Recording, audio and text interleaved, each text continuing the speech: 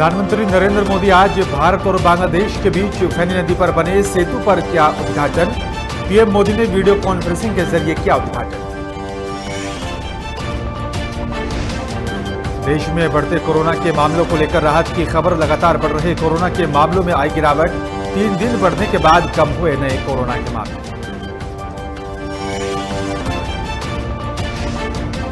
कोलकाता में कोलाघाट इमारत की 13वीं मंजिल पर सोमवार शाम लगी थी भीषण आग। अब तक मरने वाले लोगों की संख्या पहुंची 9। राष्ट्रपति रामनाथ कोविंद और पीएम मोदी ने जताया।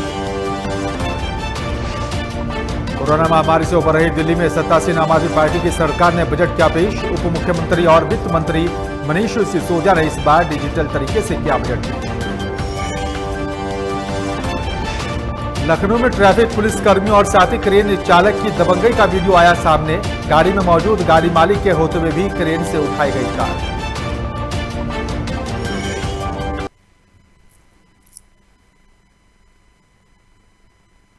नमस्कार, मैं हूं बिलाल मलिक और आप देख रहे हैं लोकमंच। और बुलेटिन में सबसे पहले बात करेंगे झांसी की। झांसी से इस वक्त की बड़ी खबर आ रही है। आपको बता दें कि बुंदेलखंड के 2 दिवसीय दौरे पर सीएम योगी आदित्यनाथ बुंदेलखंड एक्सप्रेसवे का निरीक्षण करेंगे। सीएम योगी बढ़ाई बांध परियोजना का करेंगे लोकार्पण। झांसी में कई विकास कार्यों का लोकार्पण और साथ ही शिलान्यास करेंगे सीएम योगी। झांसी में जनसभा को भी संबोधित करेंगे सीएम योगी आदित्यनाथ। इस वक्त की बड़ी खबर आपको बता रहे हैं झांसी से। कानून व्यवस्था को लेकर अधिकारियों के साथ बैठक भी करेंगे और कानून व्यवस्था को लेकर यहां पर जो है दिशा निर्देश भी जारी कर सकते हैं सीएम योगी आदित्यनाथ। इस वक्त की बड़ी खबर आपको झांसी से बता रहे हैं। आपको बता दें कि बुंदेलखंड के 2 दिवसीय दौरे पर सीएम योगी आदित्यनाथ बुंदेलखंड एक्सप्रेसवे का निरीक्षण करेंगे सीएम योगी। बढ़ाई बांध परियोजना का करेंगे लोकार्पण। झांसी में कई विकास कार्यों का लोकार्पण और साथ ही शिलान्यास करेंगे सीएम योगी। बड़ी सौगात सीएम योगी की तरफ से दी जा रही है। झांसी में जनसभा को भी संबोधित करेंगे सीएम योगी आदित्यनाथ और साथ ही आपको बता दें कि कानून व्यवस्था को लेकर अधिकारियों के साथ बैठक भी करेंगे।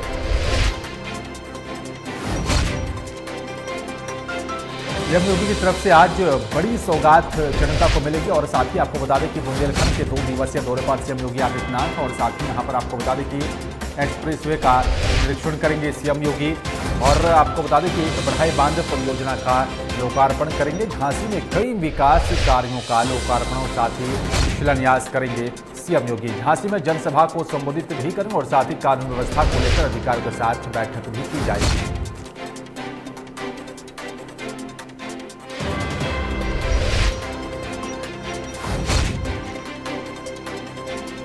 सुरक्षा व्यवस्था चाक चौबंद रहेगा। जीएसी ग्राउंड में जहां जनसभा है वहां पूरा व्यवस्था किया जा रहा है। आप देख सकते हैं पुलिस ऑफिसर्स की ब्रीफिंग भी चल रही है।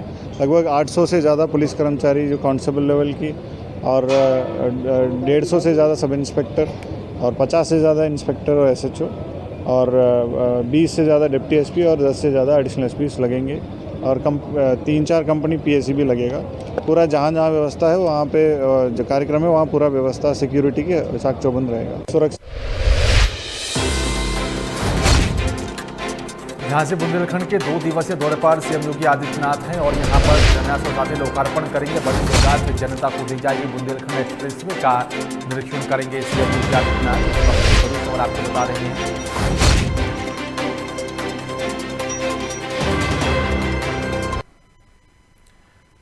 और इस बीच ललितपुर से बड़ी खबर आ रही है। आपको बता दें कि सीएम योगी बढ़ई बांध परियोजना का लोकार्पण करेंगे। करीब 300 करोड़ रुपए की लागत से बनकर तैयार हुआ है बांध। करीब 4500 किसानों को मिलेगा लाभ। एक जनसभा को भी संबोधित करेंगे सीएम योगी। प्रशासन ने सुरक्षा व्यवस्था के कड़े बंदोबस्त किए हैं सीएम योगी के इस पूरे कार्यक्रम को लेकर। आपको बता दें कि यहाँ पर करीब 300 करोड़ रुपए की लागत से बनकर तैयार हुआ है बांध और करीब 4500 किसानों को इसका सीधा फायदा होगा। साथ ही आपको बता दें कि सीएम योगी यहाँ पर जनसभा को भी संबोधित करेंगे। प्रशासन ने सुरक्षा व्यवस्था के कड़े बंदोबस्त किए हैं। सीएम योगी के इस पूरे कार्यक्रम को लेकर सुरक्षा के भी चाक चौबंद यहाँ पर इंतजाम किए गए और आपको बता दें कि बांध बनने के बाद यहाँ पर जो है बड़ी संख्या में किसानों को इसका सीधा फायदा होगा।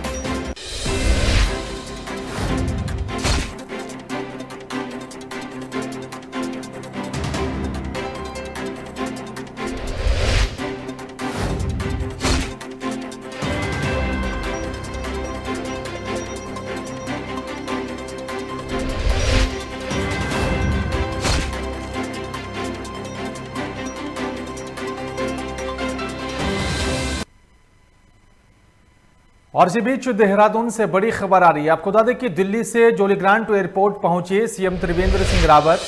जोलीग्रांट एयरपोर्ट पर बीजेपी के कार्यकर्ता भी मौजूद रहे जब वहां पर सीएम पहुंचे थे। और आपको बता दें जोलीग्रांट एयरपोर्ट से मुख्यमंत्री देहरादून के लिए रवाना हुए हैं। जोलीग्रांट एयरपोर्ट से बाय रोड देहरादून पहुंचेंगे सीएम त्रिवेंद्र सिंह रावत। आपको बता दें कि कल दिल्ली तलब किया गया था पार्टी नेतृत्व की तरफ से। और आपको बता दें कि जिस तरह से सियासी संग्राम देखने को मिल रहा था उत्तराखंड की सियासत में, अब उस पर ब्रेक लग चुका है।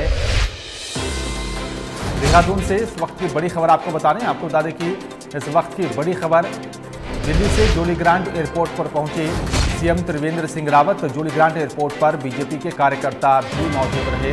जोलीग्रांट एयरपोर्ट के यहाँ पर आपको बता दें कि सीधा देहरादून के लिए रवाना हो गए थे। और आपको बता दें कि जोलीग्रांट एयरपोर्ट से बाय रोड देहरादून पहुंचेंगे सीएम त्रिवेंद्र सिंह रावत।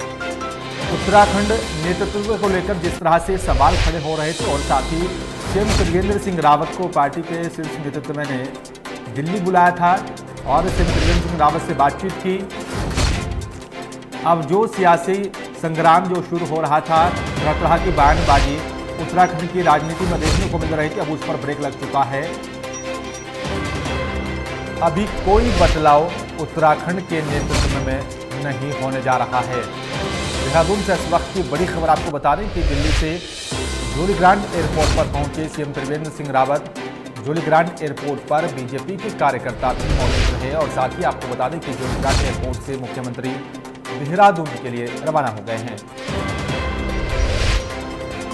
और इस खबर पर तमाम जानकारी के लिए राम गोपाल हमारे संवाददाता फोन लाइन में जुड़ गए हैं। राम गोपाल, दिल्ली से जोलीग्रांट एयरपोर्ट पर सीएम त्रिवेंद्र सिंह रावत पहुंचे, क्या कुछ ताजा अपडेट मिल पा रहा है?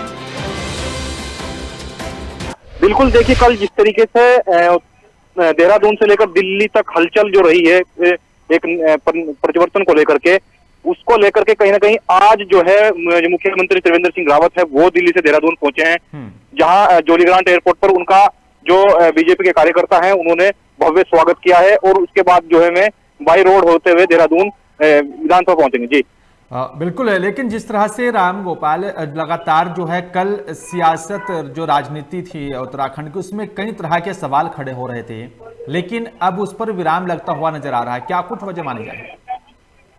बिल्कुल, देखिए कहीं ना कहीं जो बीजेपी जो पार्टी है वो ये मतलब चुनाव से पहले जनता को ये नहीं दिखाना चाहती कि अब जो बीजेपी पार्टी के अंदर जो कलह चल रही है वो दुनिया के सामने खुलकर आए, जिससे कि उसमें जो है राजनीति जो पार्टी है बीजेपी उसको लेकर के कहीं ना कहीं जो जनता है उस पर एक गलत मैसेज जाए, और ताकि जो है इस तरीके से जो चुनाव का जो माहौल 2022 में जो आने वाला है उसको लेकर कहीं ना कहीं उसको नुकसान हो। इसीलिए कहीं ना कहीं अपने फायदे को लेकर के इस जो कलह है उसको दबाने के लिए काम जो है बीजेपी कर रही है। जी बिल्कुल, लेकिन राम गोपाल जिस तरह से ये मैसेज तो देने की कोशिश की है कि बीजेपी पार्टी में कोई अंतर कलह नहीं चल रही है, लेकिन जो वाकई में अंतर कलह है जो उसको कैसे जो है समेटा जाएगा, उसको कैसे दूरियां हैं जो हैं वो कम कैसे होंगी जिसका नुकसान आने वाले चुनाव में? बिल्कुल, मंत्रिमंडल के विस्तार को लेकर जिस तरीके से अब जो है विधायकों की जो एक नाराजगी थी उसको दूर करने का जो काम बीजेपी करेगी, कहीं ना कहीं जिस तरीके से भी अभी आने वाले समय में देखी जाएगी कि क्या कुछ निकलकर जो है सामने आता है।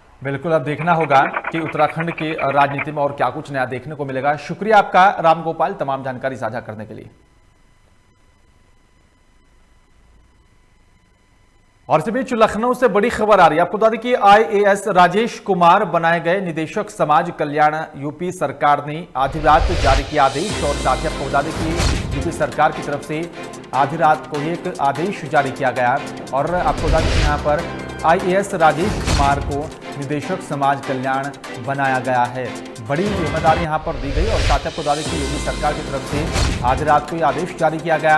और आपको बता दें कि यहाँ पर आईएएस राजेश कुमार को निदेशक समाज कल्याण बनाया गया है।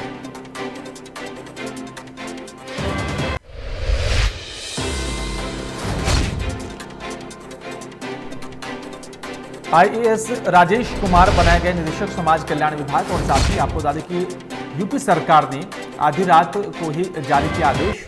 और आपको बता दें कि जिस तरह से ये बड़ा फैसला सरकार की तरफ से लिया गया, आईएएस राजेश कुमार बनाए गए निदेशक समाज कल्याण, और अब नई जिम्मेदारियां जो है राजेश कुमार को दी गई हैं और जिस तरीके से एक बड़ा पद पर विराजमान हुए हैं। और साथ ही आपको बता दें कि योगी सरकार ने आधी रात को ही आदेश जारी किया है। और इस खबर पर तमाम जानकारी के लिए आसिफ बेग लखनऊ से हमारे संवाददाता फोनलाइन पर जुड़ गए हैं। आसिफ, आईएएस राजेश कुमार निदेशक समाज कल्याण विभाग बनाए गए हैं, क्या कुछ ताजा अपडेट मिल पा रही है? जी, बता दूं कि जो है यूपी सरकार लगातार जो अच्छे अधिकारी हैं उनकी तैनाती कर रहा है और इसी क्रम में जो देर रात जो आईपीएस राजेश कुमार निदेशक समाज कल्याण बनाए गए हैं, इसको लेकर भी जो है माना जा रहा है कि अच्छा शासन देने के लिए यूपी सीएम योगी आदित्यनाथ लगातार जो है फेरबदल कर रहे हैं और साथ ही साथ वह जो अधिकारियों पर पैनी नजर भी रखी जा रही है और यह जो जिम्मेदारी सौंपी गई है राजेश कुमार ने को सौंपी गई है, इसको लेकर भी जो है कहा जा रहा है कि इस सरकार जो है यूपी सरकार अब जो है अच्छा शासन करने के लिए जो है ऐसी तैनाती कर रही है और इसके साथ साथ जो है कई फेरबदल भी अभी कुछ दिन पहले भी किए गए थे। तो जो तैनाती की गई है इसको लेकर जो है सरकार की एक जो है रणनीति है। जी बिलाल, बिल्कुल, और अब देखना होगा कि और क्या कुछ नए बदलाव देखने को मिलेंगे। शुक्रिया आपका आसिफ तमाम जानकारी साझा करने के लिए।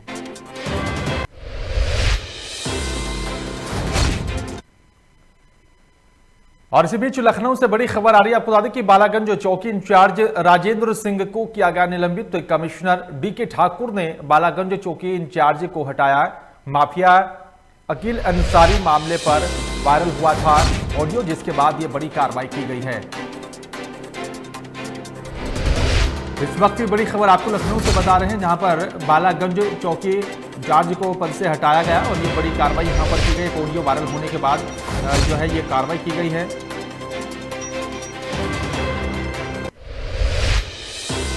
और खबर पर तमाम जानकारी के लिए आसिफ हमारे संवाददाता फोन लाइन पर जुड़ गए हैं। आसिफ, बालागंज चौकी इंचार्ज राजेंद्र सिंह को निलंबित कर दिया गया, क्या कुछ ताजा अपडेट मिल पा रहा है इस मामले में?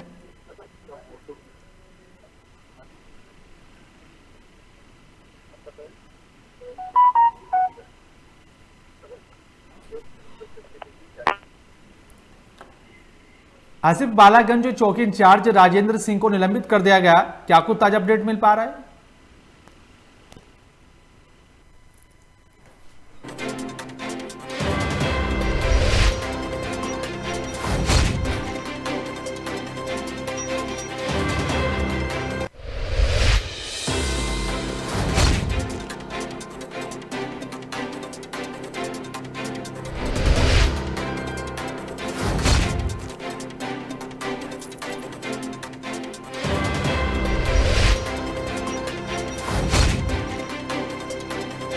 माफिया अकील अंसारी मामले पर वायरल हुआ था ऑडियो, जिसको लेकर यह बड़ी कार्रवाई यहां पर की गई है। और साथ ही आपको बता दें कि बालागंज चौकी इंचार्ज राजेंद्र सिंह को निलंबित किया गया है और ये बड़ी कार्रवाई को अंजाम दिया गया। एक ऑडियो वायरल होने के बाद कमिश्नर डीके ठाकुर ने बालागंज चौकी इंचार्ज को उनके पद से हटा दिया है।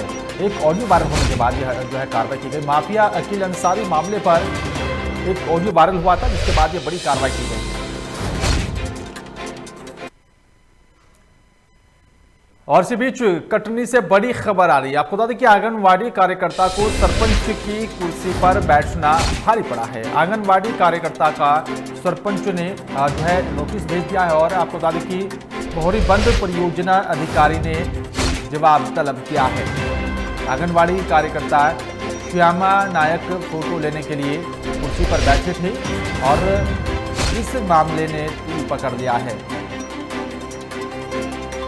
कटनी से इस वक्त की बड़ी खबर आपको बता दें कि आंगनवाड़ी कार्यकर्ता को सरपंच की कुर्सी पर बैठना भारी पड़ा है। आंगनवाड़ी कार्यकर्ता को सरपंच ने नोटिस भेजा है। मोहरी बंद परियोजना अधिकारी ने जवाब तलब किया। आंगनवाड़ी कार्यकर्ता श्यामा नायक फोटो लेने के लिए कुर्सी पर बैठे थे।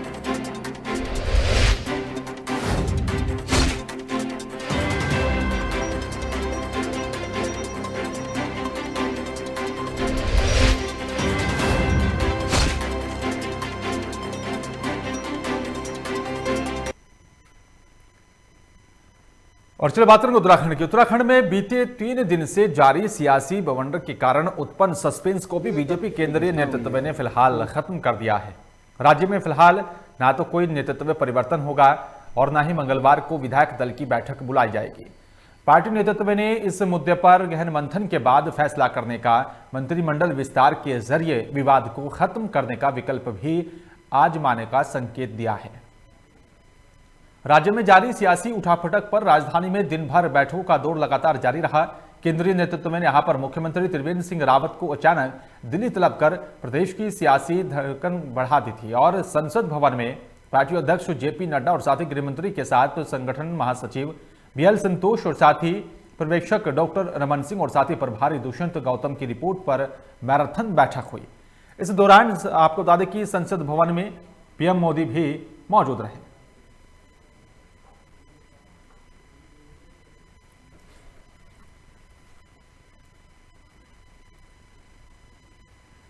कोलकाता में कोलाघाट इमारत की 13वीं मंजिल पर सोमवार शाम भयानक आग लगने से 9 लोगों की मौत हो गई है। मरने वालों में 4 दमकल कर्मी, रेलवे पुलिसकर्मी, एएसआई समेत 3 अन्य लोग भी शामिल हैं। इमारत में पूर्व साथ ही दक्षिण पूर्व रेलवे के कार्यालय हैं और भूतल पर ही रेलवे का कंप्यूटरीकृत टिकट आरक्षक केंद्र है। दमकल की 15 गाड़ियों ने कड़ी मशक्कत के बाद देर रात तक आग पर काबू पाया। और साथ ही आपको बता दें कि यहां पर इस घटना को लेकर राष्ट्रपति रामनाथ कोविंद और प्रधानमंत्री नरेंद्र मोदी समेत अन्य नेताओं ने दुख जताया है। और आपको बता दें राष्ट्रपति रामनाथ कोविंद ने यहां पर ट्वीट करके कहा है कि कोलकाता की एक इमारत में आग लगने से हुई दुर्घटना के कारण दुख को शब्दों में बयान नहीं किया जा सकता।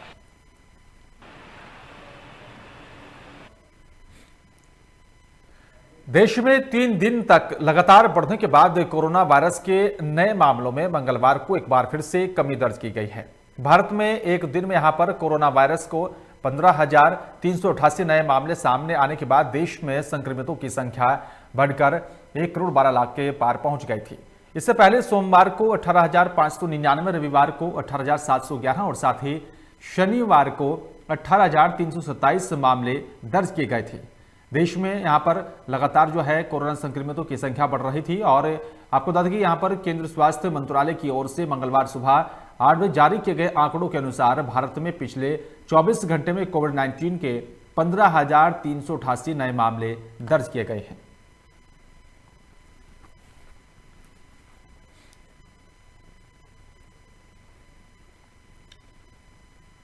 और इस बीच अंबेडकर नगर से बड़ी खबर आ रही है। आपको बता दें कि 1 साल से निर्माणाधीन पुल से ग्रामीण परेशान और पुल का निर्माण नहीं होने से ग्रामीणों को परेशानी का सामना करना पड़ रहा है।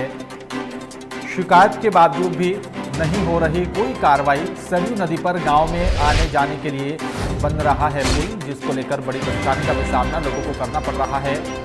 और आपको बता दें कि आलापुर तहसील क्षेत्र के अराजी देवारा गांव का ये पूरा मामला बताया जा रहा है, जहां पर लोगों को परेशानियों का सामना करना पड़ रहा है।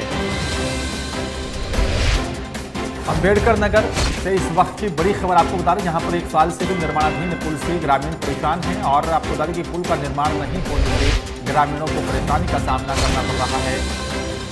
शिकायत करने के बावजूद भी कोई कार्रवाई नहीं की जा रही है। अधिकारी सुनने को तैयार नहीं है। सरयू नदी पर गांव में आने जाने के लिए इस पुल का निर्माण किया जा रहा है।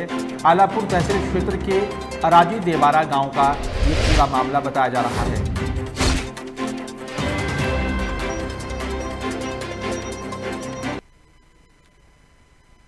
और इस बीच आगरा से बड़ी खबर आ रही है। आपको बता दें कि 24 घंटे में पुलिस ने डबल मर्डर का खुलासा कर दिया है। 24 घंटे के अंदर आरोपी को गिरफ्तार कर लिया गया। आरोपी गोविंदा को पुलिस ने मुठभेड़ के दौरान गिरफ्तार किया।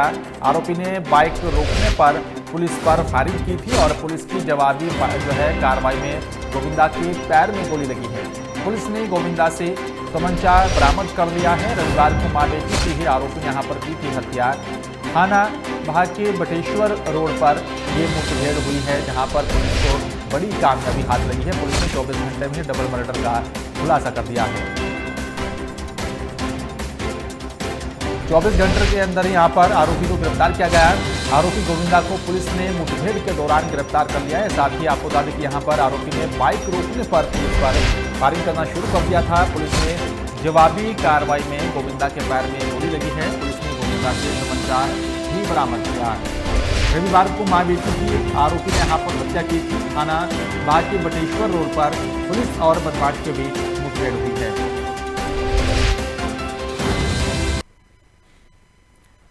बिहार के कटिहार पुलिस को बड़ी कामयाबी हाथ लगी है। आपको बता दें कि पुलिस ने लुटेरा गिरोह के 2 शातिर को गिरफ्तार किया है।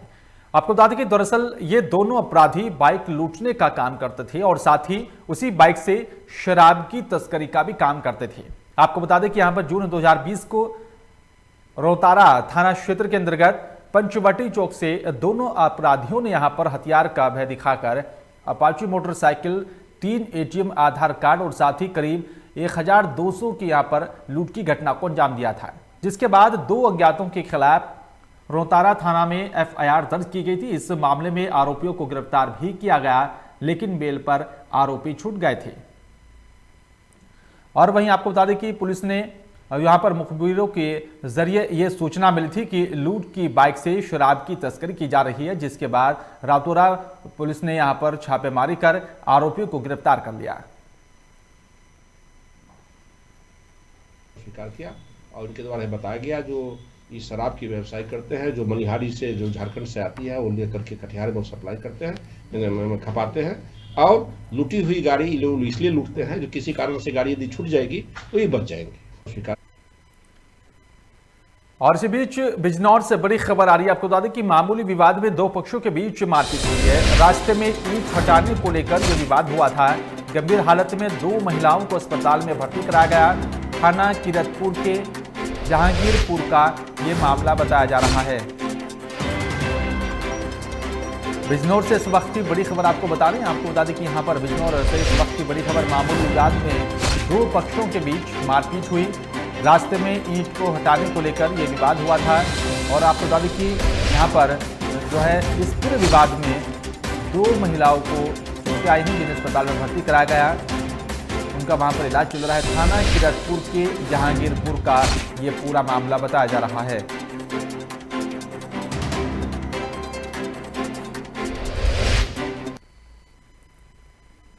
बहादुराबाद के सुमन नगर चौकी क्षेत्र में आसपास के गांव वालों की तरफ से डाले जा रहे केमिकल की खबर कवरेज करने गए एक पत्रकार के साथ पुलिस की आंखों के सामने ही व्यक्ति ने हमला कर दिया। आपको बता दें कि पुलिस कर्मियों के मौके पर ही पहुंचने के बावजूद व्यक्ति मारपीट करता रहा।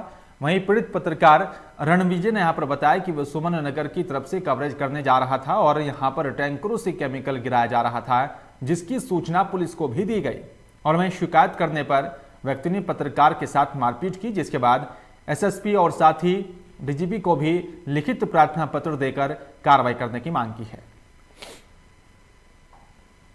और मैं सुमन नगर की तरफ कुछ न्यूज कवरेज करने गया तो मैंने देखा कि बन्ना नंबर 3 जो सूखी नदी है उसमें ट्रैक्टरों द्वारा और सेफ्टी टैंक है उसके द्वारा जो है कुछ केमिकल जो है गिराए जा रहे थे, जिससे कि मैंने जाके वहाँ उसे रोका तो उससे पूछा कि मैंने ये ऐसे क्यों कर रहे हो। तो उसने फिर मैंने मौके पे पुलिस को इंतजार की। पुलिस आई मौके पे तो पुलिस ट्रैक्टरों को बाहर लेके जा रहे थे। तो बाहर जो है निकलते ही रोड पे कुछ अन्य व्यक्ति जिसका नाम इंतजार राजा बताया जा रहा है, उसने मेरे पे हमला किया और मार पीट के मुझे मारे भी और पुलिस के सामने मुझे मारे और जान से मारने की धमकी दे रहे थे। और पुलिस अपने आंखों से देखते रहे, लेकिन सुमन नगर पुलिस चौकी कुछ नहीं।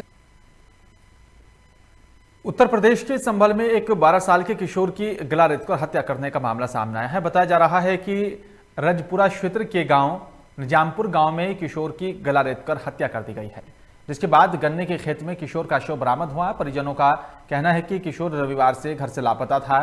परिजन लगातार तलाश कर रहे थे, जिसके बाद गन्ने के खेत में गन्ना छीलने पहुंची महिलाओं ने यहां पर किशोर का शव देखा। वहीं महिलाओं की आवाज सुनकर मौके पर ग्रामीण पहुंचे और साथ ही शव की शिनाख्त की गई। वहीं सूचना पर पहुंची पुलिस ने शव को कब्जे में लेकर पोस्टमार्टम के लिए भेज दिया और साथ ही आगे की कार्रवाई शुरू कर दी है।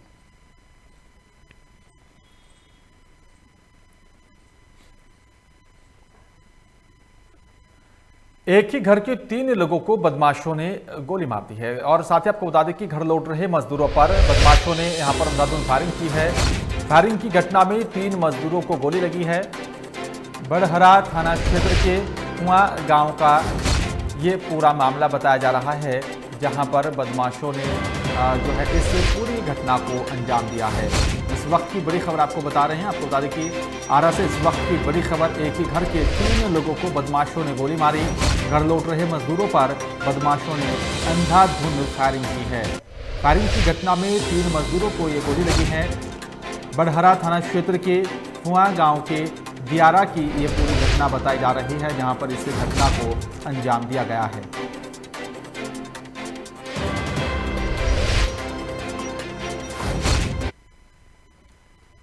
केंद्र सरकार के कोटपा कानून को लेकर चांदपुर की बीडी कारीगर महिलाओं ने भी पीडब्ल्यूडी मंत्री गोपाल भार्गव को ज्ञापन सौंपा है।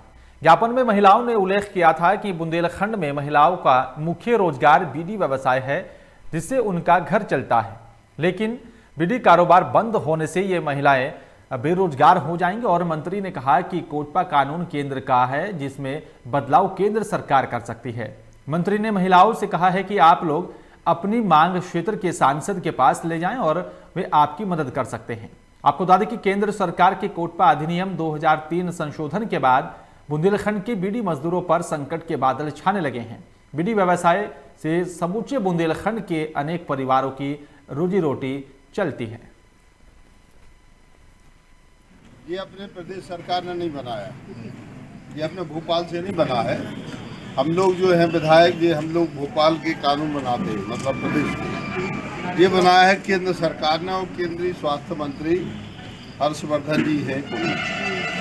तो इसमें यदि कोई मदद कर सकता है कि ये कानून लागू नहीं, या कानून बदला जाए, तो इसके लिए सिर्फ सांसद के अलावा आपकी मदद कोई नहीं कर सकता। तो जो लोकसभा सदस्य हैं अपने यहाँ के बाजू के जिलों के और जहाँ जहाँ बीड़ी बनती है, आप लोकसभा सदस्य जैसे हमारे यहाँ आई हो, ऐसे आप लोकसभा सदस्य के यहाँ जाओ। और फिलहाल इस बुलेटिन में मेरे साथ सिर्फ इतना ही। बाकी तमाम खबरों के लिए आप देखते रहिए लोकमंच। नमस्कार।